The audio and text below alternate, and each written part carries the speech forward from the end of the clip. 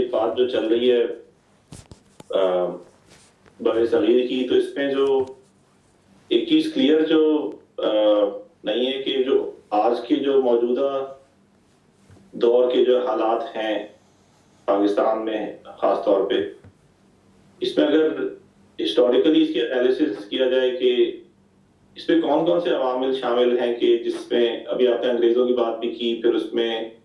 جو مختلف جدوجہد ہوئی، پھر پاکستان بنا، اس کے بعد جو تعلیم کا اس کے اندر کردار رہا، تو اس میں ایک ہسٹری کے اسٹوڈنٹ کے لیے اگر وہ دیکھنا چاہے کہ جو ابھی موجودہ حالات ہیں یہ آہستہ آہستہ ہی یہ اس مقام پر پہنچے ہیں جو اس وقت موجودہ حالات ہیں، تو اس پہ مطلب کون کون سے عوامل شامل ہیں اس کے اندر جو ہے؟ اس میں انگریزوں کی بات ہوئی، پھر ایک آپ نے بات علی گڑھ کی تھی کہ تو کچھ لوگوں کی کنفیوژن ہے کہ یا تو وہ صرف علی گڑھ کی طرف اگر آپ نے بات کی تو اس طرف لے جائیں گے، یا پھر جو ابھی دیوبند کا اور جو افغانستان کا جو سلسلہ سارا چلتا رہا اس طرف سوچنا شروع کر دیں گے۔ لیکن اس میں مختلف عوامل جو ہے اس کو اگر اس کا تجزیہ کریں تو یہ موجودہ حالات کی جو ذمہ داری ہے یہ پوری کن عوامل کے اوپر آتی ہے؟ باشعور قیادت نہیں پیدا ہوئی۔ ہم اب تاریخ میں 70 سال ادھر کھڑے ہیں، علماء نے غیر ارادی طور پر یہ غلطی کی کہ جب ملک تقسیم ہوا تھا تو تعلیم کا اور قانون کا پورا نظام اپنے ذمے لے لینا چاہیے تھا، تو تعلیم کا نظام نہیں لیا جا سکا، اسباب اور وسائل نہیں تھے، یا ان لوگوں کو کسی نے جگہ نہیں دی تھی،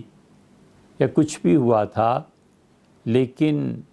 تعلیم کا نظام اصل شہرک تھی یہ چھوڑ دینے کا نقصان یہ تو سن 60 میں ہی ظاہر ہونا شروع ہو گیا تھا، اس کے قریب پھر ایوب خان تک کے دور میں پڑھے لکھے علی گڑھ کے تھے اور بہت بڑی تعداد ان لوگوں کی موجود تھی۔ بھٹو صاحب جہاں سے پڑھ کے آئے تھے اور پھر جو انہوں نے کیا وہ سب کے سامنے ہے کہ تعلیمی اداروں کے ساتھ وہ اگر وہ بھی کر دیتے نا جو بظاہر ان کے نظریات چائنا کے مطابق تھے، پھر بھی کوئی بات ہوتی کہ کوئی ڈھنگ کا کام ہوا، چلو کفر کا ہی صحیح، مگر کہیں تو ٹھکانے لگا اس قوم کا معاملہ، وہ بھی نہیں ہوا، وہ کر بھی نہیں سکتے تھے، اس لیے کہ لوگ پڑھے لکھے ہی نہیں تھے، لوگوں کو پتہ ہی نہیں تھا کہ سوشلزم ہوتا کیا ہے۔ یہ تو چند ایک لوگوں نے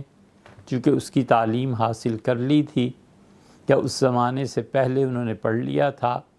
جنہوں نے سن 50 میں پڑھا تھا، سن 60 میں پڑھا تھا، وہ لوگ تھے، تو وہ بہت معدود چند قوم میں تعلیم کا نہیں تھا۔ پھر اس کے بعد تعلیم کے بعد نوکریاں اور آبادی کا اتنی تیزی سے بڑھ جانا، یہ تو جب آئیں گی رپورٹس اور کسی نے صحیح تجزیہ کر کے رپورٹس دیں تو پھر وہ بتائے گا کہ سن 80 سے لے کے اور 2015 تک یہ 35 سالوں میں ملک کی آبادی کس برے طریقے پر بڑھی ہے، اور کسی قیادت نے اگر کہا بھی ہے کہ اسباب اور وسائل کے مد نظر کسی ملک کی آبادیاں بڑھتی ہیں تو مذہبی طبقے نے اس کی شدید مخالفت کی ہے۔ اس سے بہت لوگ اختلاف کرتے ہیں، ان کا بھی حق بنتا ہے، لیکن یہ ہے کہ حکومتوں کو اس طرف خیال ہی نہیں آیا۔ اب بھی آپ دیکھ لیں، ایک سبب ہے پورا برباد ہو جانے کا آبادی کا بڑھ جانا، ایک سبب ہے کہ نظام تعلیم کے لیے آج تک کوئی اتنی مؤثر اور باشعور قیادت نہیں ہے جو اسباب اور وسائل کو حاصل کر کے پٹڑی پہ ڈالے۔ ابھی تک قیادت میسر نہیں ہے باشعور افراد کی۔ اسی طرح اب جو بے تحاشا مہنگائی ہو رہی ہے، ساری دانشوری ایک طرف کو، کھانے تک کو نہیں ملے گا۔ اب 30 روپے کا یونٹ ہو جائے گا مارچ۔ آپ خود سوچیں، 30 روپے کا جب یونٹ ہو جائے گا تو پھر کیا بنے گا؟ کہاں سے پیسے آئیں گے؟ لوگ بجلی کے بل کہاں سے جمع کرائیں گے؟ یہ صورتحال اب آہستہ آہستہ بڑھتی ہی چلی جا رہی ہے۔ عالمی قرضے بڑھ رہے ہیں۔ کہاں جا رہا ہے یہ پیسہ؟ جبراً جو ٹیکس لوگوں سے لیا جاتا ہے، اس ٹیکس کا نظام کہاں ہے؟ جتنے لوگوں کو اسپیشل جو ان کے لیے کیسز بنائے گئے اور انہوں نے رپورٹ دی کہ یہ ان سرمایہ داروں کی حرکتوں کی وجہ سے یہ چیزیں ملک میں کنٹرول سے نکل گئی ہیں، اب وہی ٹولہ اور گروہ پھر واپس آ جائے گا، اس لیے کہ ان کے بغیر چارہ نہیں۔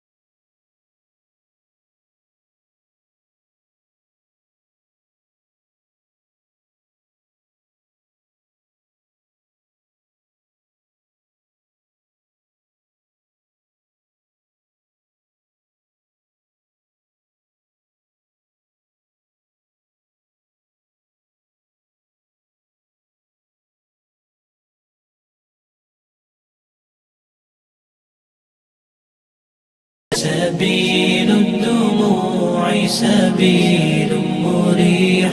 تنهى